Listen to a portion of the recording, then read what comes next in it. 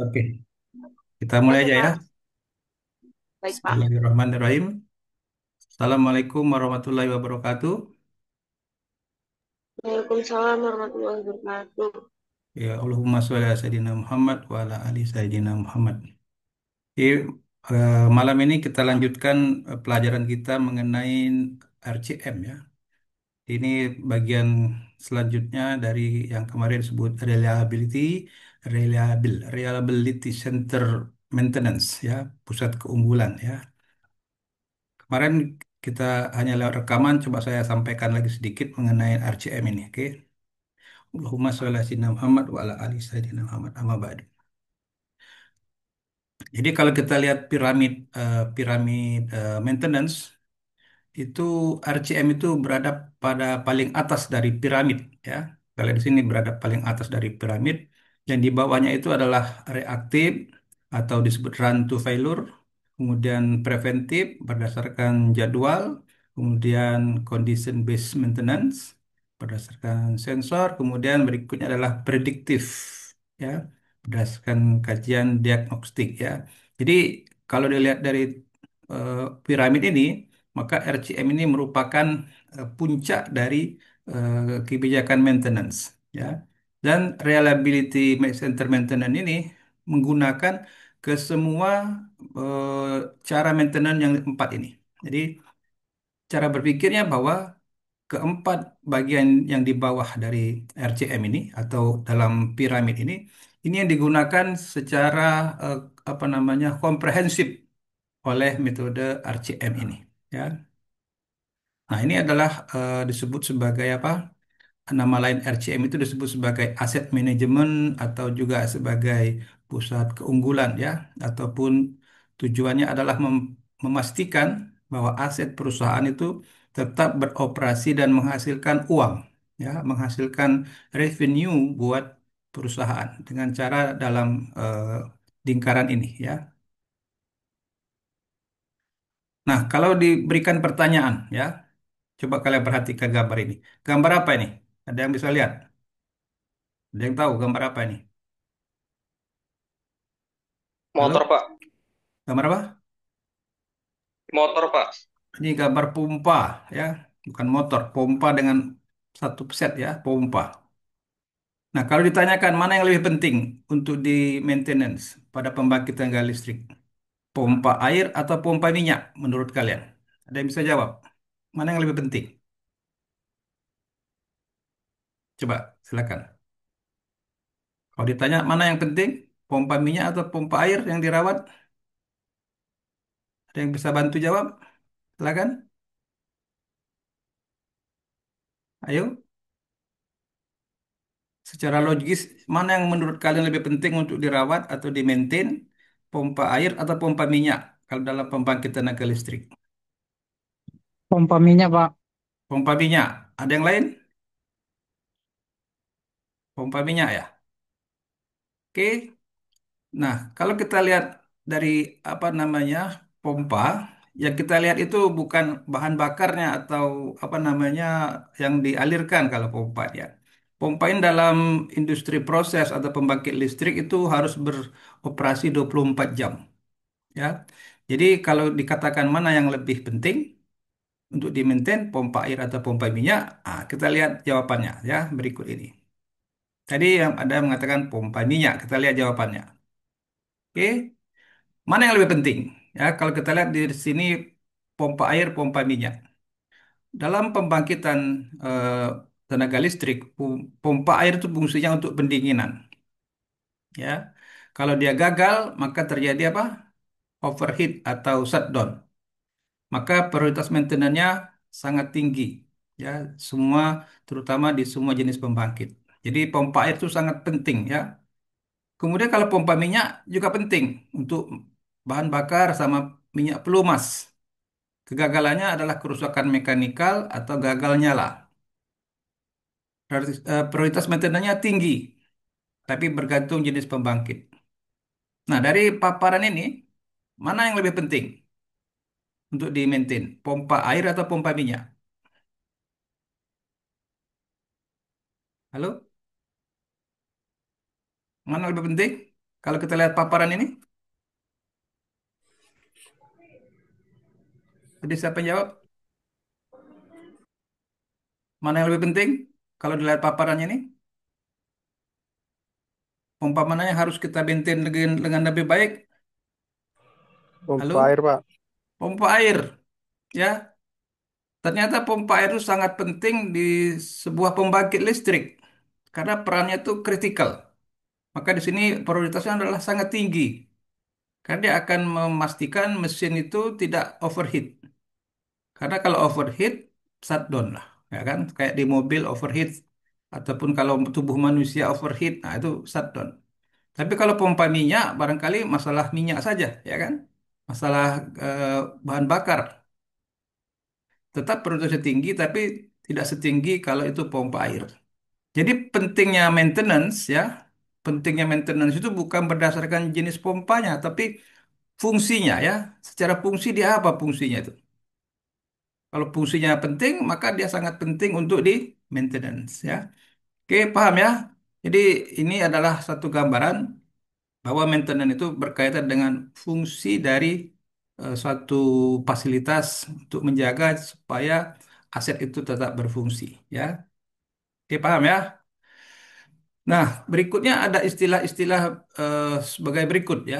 Di dalam apa namanya maintenance ada istilah redundan, ada istilah backup, ada istilah standby. Nah, ini sering dibingungkan ya. Yang mana artinya ya? Apakah sama atau bagaimana? Nah, kalau disebut redundan ya, kalau misalnya ada dua pompa itu disebut redundan, artinya dua-duanya itu aktif. Ya, kalau salah satu gagal, maka yang satu tetap aktif. Di sini dikatakan sebagai waktu respon cepat seketika. Ya, contohnya tadi dua pompa. Ya, namanya dikatakan sebagai redundan. Berarti dia jalan kedua-duanya, barangkali satu lambat, satu cepat. Ya, tapi tetap jalan. Ya. Kemudian kalau backup itu kalau dua, berarti satu tidak aktif. Kalau terjadi kegagalan, maka harus dihidupkan satu itu secara manual. Ya, responnya lambat. Ya, contohnya backup data gitu ya. Kalau ada yang rusak satu ataupun terbakar satu backup datanya, maka proses restorasi atau menghidupkannya kembali itu lambat. Nah, itu dikatakan sebagai backup. Kemudian yang berikut adalah siaga atau standby. Nah, statusnya adalah bukan aktif, bukan tidak aktif, tapi idle, siaga ya. Cara menghidupkannya kalau terjadi kegagalan dia otomatis atau manual aktif. Ya, waktu responnya cepat, tapi tidak seketika. Contohnya standby diesel generator.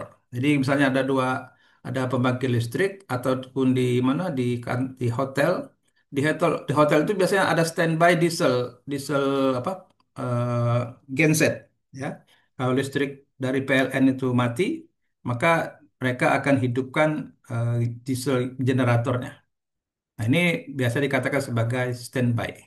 Nah, ini penting untuk kita pahamin ya. Kalau disebut redundan, nah itu yang paling bagus ya.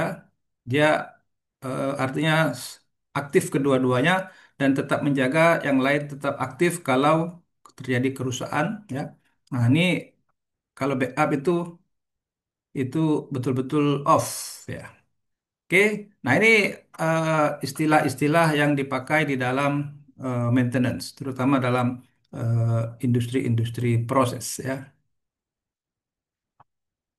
Kemudian kita lihat konsep dalam maintenance ya. Konsep dalam maintenance itu ada disebut RTF ya. RTF ini contohnya dibiarkan sampai rusak baru diganti. Contohnya lampu ya. Lampu lampu di rumah gitu kan atau kalau apa namanya sesuatu yang tidak kritikal mudah diganti. Nah, ini dikatakan sebagai kita jalankan sampai RTF. Kita jalan sampai dia rusak, baru perbaikin atau ditukar. Ya. Kemudian ada sistem konsep redundansi. Tadi sudah dibahas redundan, artinya ada komponen cadangan atau sistem ganda yang berfungsi otomatis jika komponen utama gagal. Contohnya dua pompa beroperasi secara bergantian. Jadi dua pompa, kalau memang dia kapasitasnya besar, barangkali beroperasi ganti-gantian. secara otomatis. Jadi kalau ada satu rusak, maka tidak terasa kalau itu rusak ya, karena ada dua pompa yang bisa saling menggantikan. Ya. Yang ketiga adalah potensial kritikal. Jadi komponen yang mungkin sangat penting bagi operasi atau keselamatan jika gagal bisa menimbulkan dampak yang besar. Ya. Jadi ini dikatakan potentially critical component. Ya. Jadi potensial sangat penting. Contohnya untuk pompa untuk loop oil pada turbin untuk pelumas ya. Jadi kalau misalnya loop oilnya nih pompanya rusak, ini turbinnya dalam kondisi bahaya karena eh, putarannya tidak dijaga dengan loop oil yang betul sehingga kemungkinan akan gagal juga. Nah, ini dikatakan potentially critical. Nah, ini adalah istilah-istilah dalam pemeliharaan yaitu run to failure, kemudian redundansi, kemudian potensial critical component. Nah, ini yang dinilai di dalam RCM, yang mana bisa RTF, yang mana bisa redundan, yang mana dikatakan kritikal. Sehingga cara maintenance-nya pun berbeda-beda, ya. Nah, ini contoh kritikal, ya. Ini gambar pompa ya. Pompa itu simbolnya ini. Ini satu pompa menjalankan supply untuk satu proses, satu pompa. Kemudian ada indikatornya. Kalau pompa ini rusak, otomatis supply gagal. Contohnya jantung manusia cuma satu, ya. Kalau jantung kita ini gagal memompa, otomatis mati atau langsung kolaps. Nah, dikatakan jantung itu critical komponen. Ya, karena cuma satu dan tidak boleh gagal, tidak boleh berhenti. Ya, ini dikatakan jika pompa ABC gagal, ini akan menjadi jelas dan memiliki konsekuensi yang langsung. Ya, itu disebut sebagai apa? Critical component. Nah, ini redundan. Nah, redundan itu maksudnya apa? Tadi sudah dijelaskan dua pompa untuk melayani apa namanya satu kebutuhan. Tapi di sini ada anunya, ada kelemahannya ya. Dua pompa ini hanya dimonitor oleh satu kondisi ya. Jadi kita tidak tahu pompa mana yang aktif, yang penting kondisinya dia mensuplai. Ini disebut sebagai redundan. Tapi ini menimbulkan namanya hidden failure, kegagalan tersembunyi. Kenapa tersembunyi? Karena pompa ini tidak tahu kita yang mana yang bagus, karena indikatornya cuma ada di sini. Jadi yang jadi indikator hanya output dari keduanya, bukan kondisi dari masing-masing pompanya. Jadi kalau misalnya ini tetap monitor bagus di control room tidak tahu pompa mana yang berfungsi, pompa ABC atau pompa DEF. Nanti dikatakan sebagai kegagalan tersembunyi. Nah, ini juga bahaya kondisi seperti ini ya. Tidak akan terlihat dan tidak memiliki konsekuensi langsung yang tidak diinginkan dari kegagalan. Dia akan nampak gagal kalau dua-dua pompa ini rusak. Tetapi kalau sesuatu rusak, orang pun tidak tahu sehingga tidak juga diperbaikin. Nah, itu bahayanya ya. Dia rusak tidak ketahuan sehingga tidak diperbaiki. Kemudian yang kedua baru rusak, baru ketahuan tapi sudah dua-duanya sudah keburu rusak. Ini dikatakan sebagai hidden failure, ya, kegagalan yang disembunyikan atau tersembunyi. Nah, bagusnya ya eh, kalau mau dia apa tadi redundan, indikatornya itu kita pasang satu-satu, satu di pompa ABC, satu di pompa DEF, sehingga indikatornya itu tahu kita mana yang berfungsi. Dan ini dikatakan sistem ini bisa dikatakan kita merupakan pompa yang berjalan sebagai RTF, ya, run to failure. Karena kegagalan masing-masing terlihat jelas di ruang kendali atau kontrol. Sehingga kalau udah ketahuan rusak, segera diperbaiki. Nah, ini lebih lebih apa aman ya.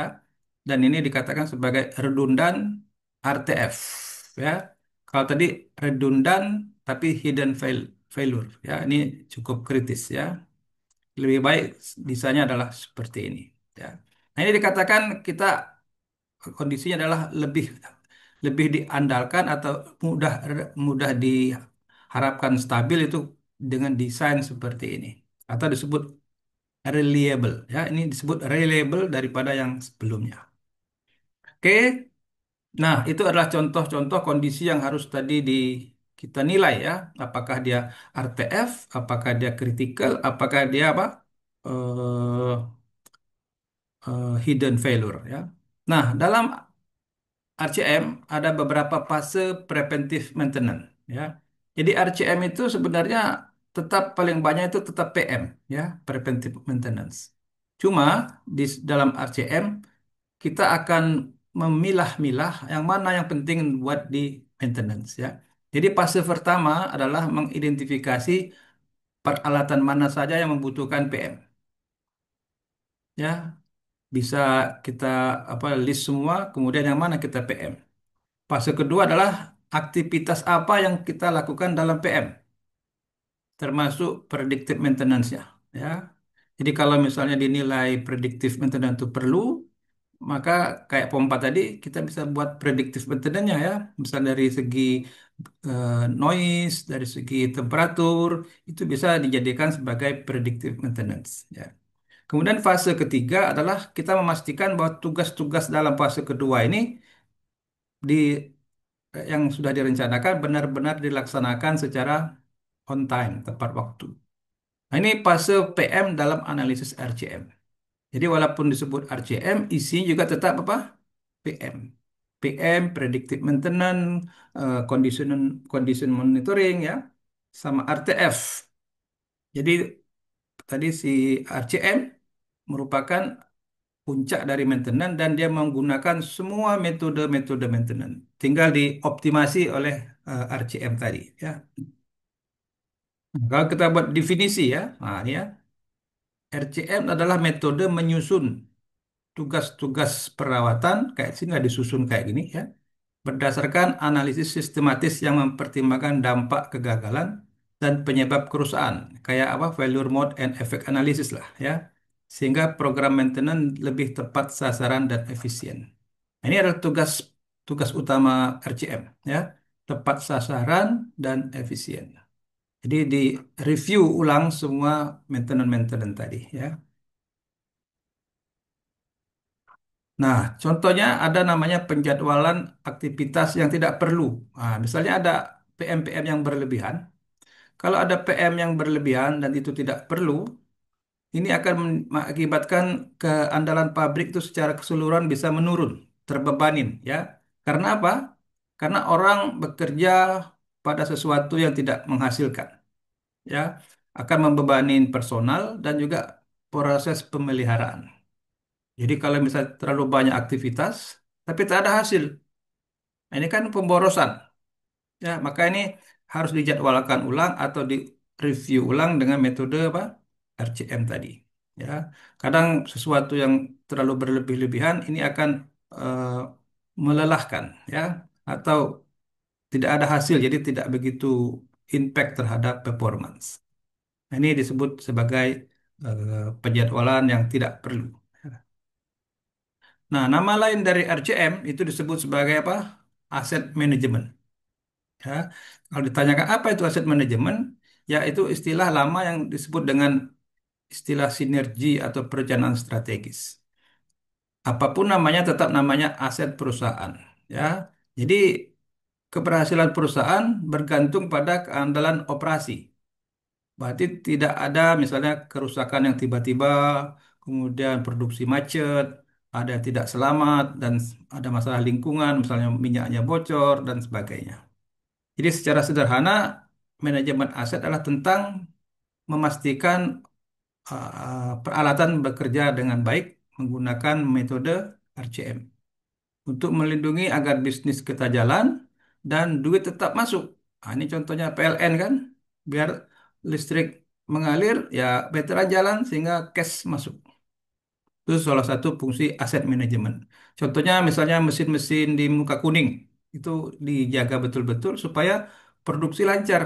Misalnya pabrik IC, pabrik eh, percetakan dan sebagainya. Semua bisa dikatakan sebagai aset manajemen. Nah, itu ya nama lainnya.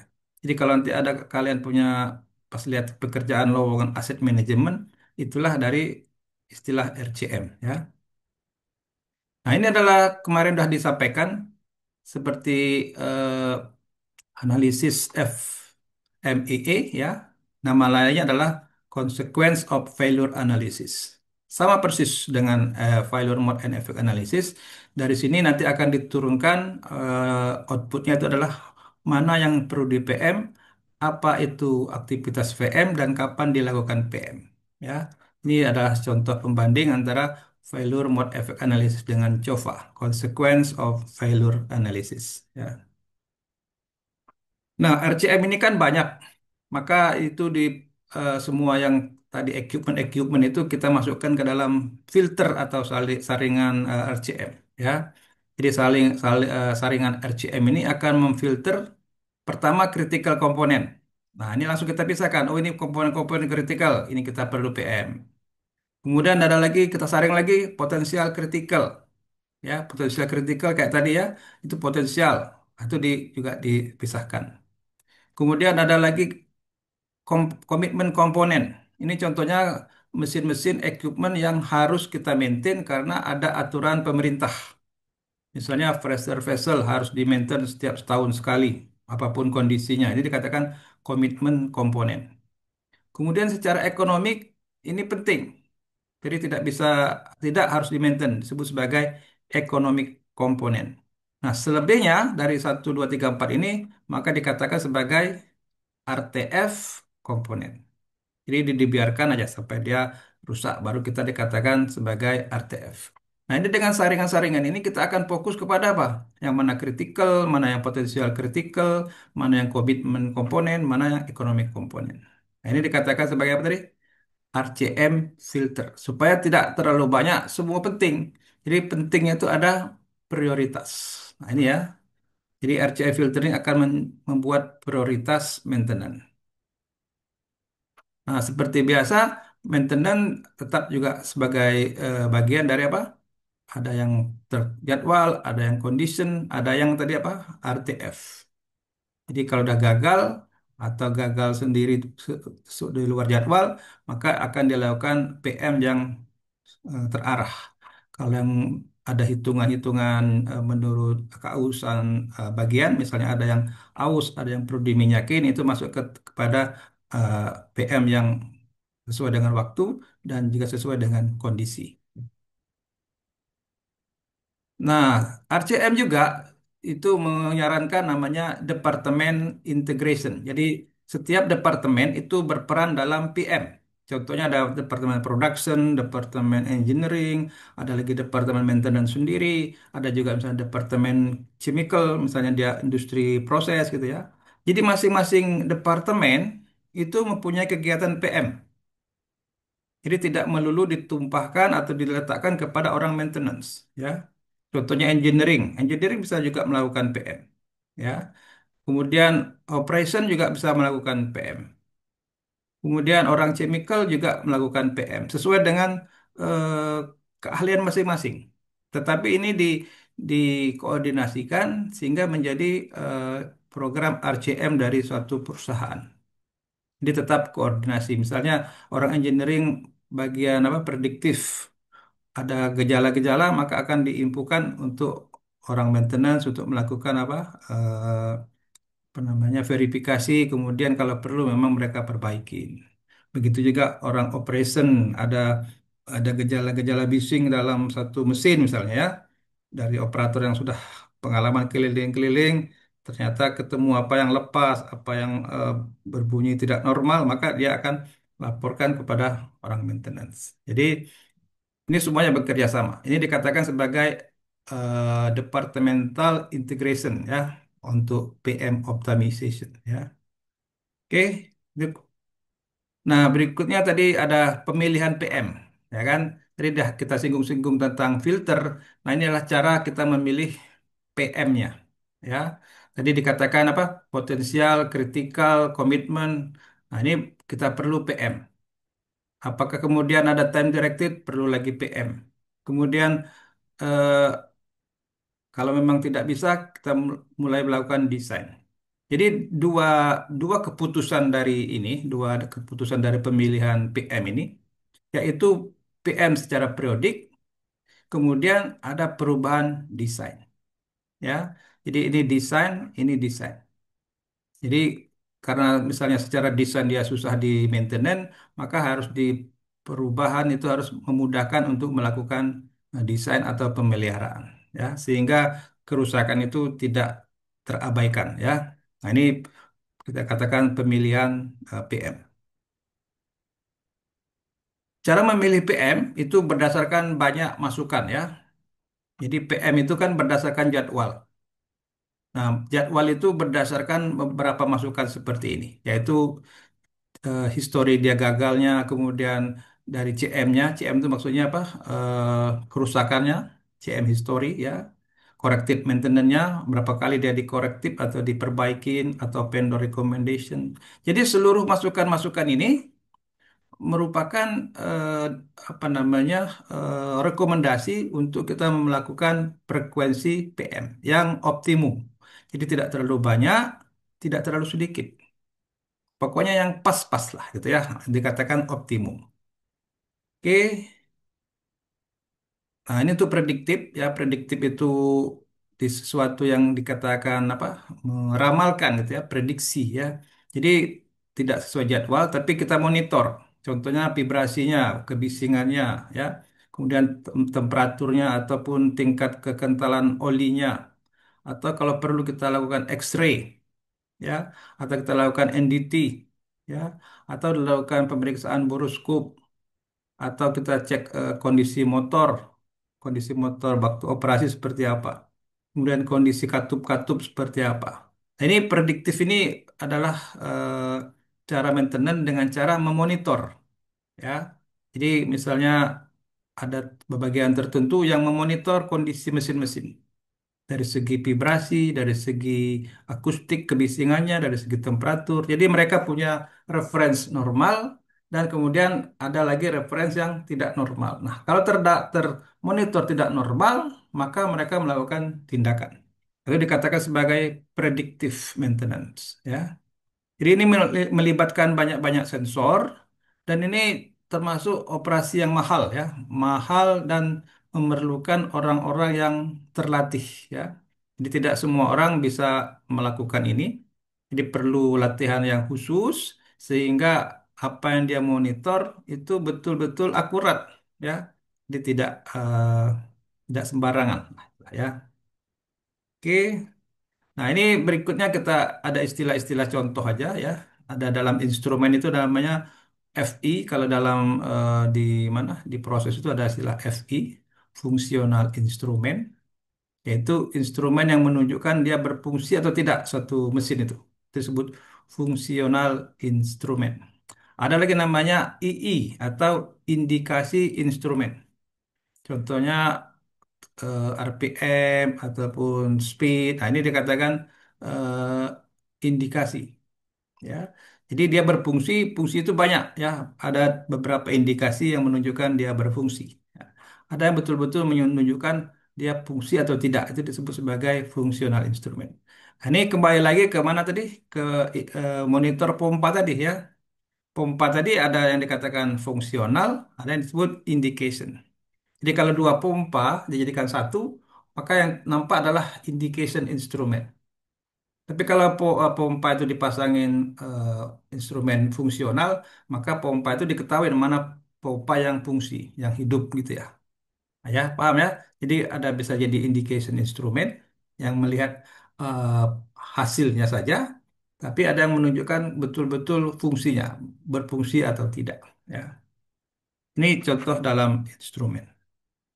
Oke, nah ini contoh tadi ya, indication instrument. Ya. Indication instrument ini menunjukkan juga sebagai function instrument. Ya. Jadi indication to control room, tapi dia fungsinya secara langsung adalah karena dia ke pompanya sendiri, maka dia bisa dijadikan sebagai function instrument. Ya. Jadi ini kalau dia gagal, maka langsung dapat diketahui. Ya. Jadi ini dikatakan sebagai apa tadi? Critical component. Seperti jantung kita itu cuma satu, ya, dan itu sifatnya adalah kritikal. Kalau ginjal itu sifatnya redundan, ya. Ginjal kita ada dua, maka dikatakan sebagai redundan. Jadi kita nggak tahu yang mana yang sakit, misalnya ginjal itu. Yang penting dia bisa berfungsi. Nah, kita mau tahu yang mana yang sakit, kita harus periksa ke mana? Ke dokter, karena kita nggak tahu itu yang sakit yang mana. Nah, itu ya. Sama kayak paru-paru. Paru-paru itu dua, disebut redundan. Mata kita juga redundan. Ya, tidak ada yang backup, tapi redundant. Semua dua-duanya berfungsi. Ya, telinga redundant. Eh, hati, nah hati kita juga nggak tahu ada dua, satu kayaknya. Ya, tapi tidak sekritikal jantung. Ya, jadi hati itu sifatnya potensial kritikal. Kalau jantung itu kritikal. Nah, ini kalau kita eh, miripkan antara tubuh kita dengan suatu komponen atau suatu peralatan. Ya. Nah, ini adalah tadi kita bicara equipment, ini adalah bicara mengenai instrumen tadi ya. Apakah instrumen ini sifatnya fungsional? Kalau dia ya, maka dia harus kita betul-betul masukkan ke dalam sesuatu yang kita perlu maintenance ya. Kalau tidak, apakah itu misalnya perlu action? Nah, ini ya ikutin aja eh, apa namanya arahan dari Logic Tree ini. Dengan catatan bahwa yang kita akan monitor ini adalah instrumen. Jadi instrumen itu juga perlu di PM ya. Jadi bukan hanya equipmentnya tapi juga instrumennya ataupun alat-alat kontrolnya. Itu juga perlu bagian masuk dalam preventive maintenance juga ya. Perlu diingat bahwa RCM ini adalah program yang hidup ya, berkelanjutan. Jadi tidak bisa katakan oh pabrik kami terkendali. Kemudian kita kendorkan maintenance-nya. Jadi tidak bisa kita kemudian berpuas diri, kemudian akibatnya RCM itu eh, stagnan. Jadi RCM ini dikatakan hidup dan terus berkembang seperti kita lah ya. Kita sebagai manusia ini walaupun nampak sehat, tetap juga perlu maintenance ya. Jadi tidak dikatakan oh saya sehat-sehat aja maka saya tidak perlu di maintenance. Nah ini tak boleh ya. Di RCM ini seperti bagian program hidup manusia ya. Hidup RCM Living Program. Nah, ini adalah program dari apa namanya bagaimana menjaga RCM itu tetap hidup ya. Jadi ini terus menerus di mana dimonitor gitu ya. Monitor dari craft ini maksudnya dari teknisi gitu ya. Ada evaluasi dari maintenance, evaluation, kemudian dari eh, input-input selama misalnya pekerjaan kita, kemudian dari tren-tren monitoring dan trending gitu ya. Nanti dimasukkan ke sini. Sehingga PM ini bisa masuk ke equipment database, bisa masuk ke audit. Kemudian PM-PM-nya juga diperbaikin lagi. Apakah PM-nya dikurangin, apakah PM-nya ditambahin, apakah predictive maintenance-nya diperkuat. Nah, ini terus dianalisa ya. Jadi RCM ini ada dapat feedback dari banyak banyak bagian. Kemudian program ini di apa namanya eh, optimumkan kembali. Ya, ini dikatakan sebagai program RCN Living ya. Nah, ini contohnya dari craft itu maksudnya dari teknisi. Misalnya dari teknisi mengatakan 3 PM condition itu cukup. Nah, berarti ini adalah nilai-nilai yang diharapkan bahwa PM itu memang memadai. Tapi kalau misalnya PM itu dikatakan nilainya 2, berarti ternyata waktu di PM sudah buruk kondisinya. Nah, itu dikatakan below average. Atau nilainya 1, pada waktu VM maka nampak sudah parah sangat. Nah, ini berarti terlambat. Ya. Jadi diharapkan PM itu nilainya average. Tapi kalau misalnya waktu kita PM itu kondisinya masih bagus, ini ada indikasi kita menjadi apa boros gitu loh. Apalagi kalau kondisi PM sangat bagus, ya, atau good, maka PM itu barangkali kita perpanjang ininya masanya. Ya. Jadi diharapkan PM itu kategorinya adalah 3. Tidak terlalu buruk dan tidak terlalu bagus. Ya, kalau bagus sekali berarti kemungkinan PM-nya itu tidak diperlukan. Ya, oke. Ini dikatakan sebagai teknisi dari eh, feedback dari teknisi pada waktu mereka melakukan PM. Oke. Nah, jadi ini adalah hasil monitornya, ya bisa saja probabilitas bertahan pada usia tertentu atau reliability secara keseluruhan, ya dia eh, secara komponen dia bagus, tetapi secara keseluruhan dia tidak bagus. Nah, ini dikatakan reliability keseluruhan. Yang kita inginkan adalah keseluruhan, ya, secara bagian per bagian. Oke, ini adalah item-item pada contohnya RCM monitoring, ya. Ini manusia, ya. Jadi yang ini adalah apa namanya critical indikator tubuh manusia itu temperatur, ya gitulah ya. Kalau tekanan darah, ini capacity factor dan plus ini ada jantung, ada lung, ada mata, ada telinga. Jadi ini adalah contoh-contoh yang berkaitan dengan indikator pada RCM. Ini kita bandingkan ya antara pabrik dengan tubuh manusia. Oke, ini ada